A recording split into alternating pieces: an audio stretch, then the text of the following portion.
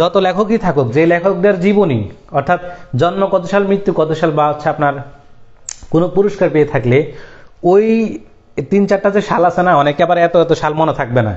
ধরেন রবীন্দ্রনাথের জন্মসাল মৃত্যুসাল আসে, তার মানে বিগত সালে যে লেখকদের জীবনী অর্থাৎ জন্মসাল, মৃত্যুসাল বা বিখ্যাত কোনো পুরস্কার পেলে, কোনো পদক পেলে যেটা বিগত সালে এসেছে, ওই বিগত সালটাই পড়বেন, ওই সালটাই পড়বেন। অর্থাৎ লেখকের জীবনী সংক্রান্ত যত সালভিত্তিক প্রশ্ন আছে যেটা বিগত সালে আসছে, ওই বিগত সালের সালভিত্তিক প্রশ্নই পড়বেন। নতুন করে কোনো লেখকের জন্ম মৃত্যু পড়ার দরকার নেই, কারণ এটি পড়লেও আপনার মনে থাকবে না। তবে রিডিং দিয়ে যাবেন, জাস্ট চোখ বুলিয়ে যাবেন, মাথায় রাখবেন এটা আমার কিছুই মনে থাকবে না।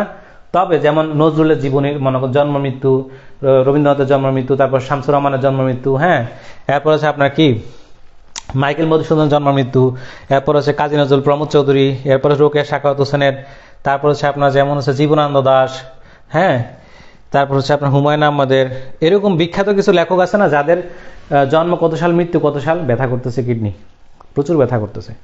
তো আচ্ছা পানি খেয়ে নিচ্ছি, তো আগেটা বলে নেই। তো এই বিখ্যাত লেখকগুলো যাদের জীবনে অর্থাৎ জন্ম এবং মৃত্যু যেটা বিগত সালে এসেছে, জাস্ট ওই সালটাই মুখস্থ করবেন। বাকি যত লেখক আছে ওদের সাল মুখস্থ করার দরকার নেই। আপনি যদি বিশ্বাস করেন বিগত বিসিএস প্রশ্ন অ্যানালাইসিস করে দেখেন তো কয়টা লেখকের জন্মসাল আসছে, বেশি কিন্তু আসে নাই।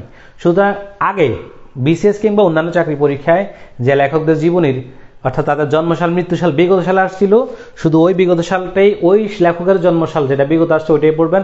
বাকি নতুন করে কোনো লেখকের জন্মসাল, মৃত্যুসাল, কখন কাজ দিল, কখন মরে গেছে, কখন কিছু হলো, এগুলো জানার দরকার নাই, কারণ জন্মসাল ম্যাক্সিমাম সালে আমাদের মনে থাকে না। সুতরাং বিগত সালে যে লেখকদের জন্মসাল, মৃত্যুসাল আসছে শুধু ওই সালটাই মুখস্থ করবেন। সুতরাং এক কথার দ্বারা আপনার মাথা থেকে অনেক পেইন কিন্তু কমাই দিলাম।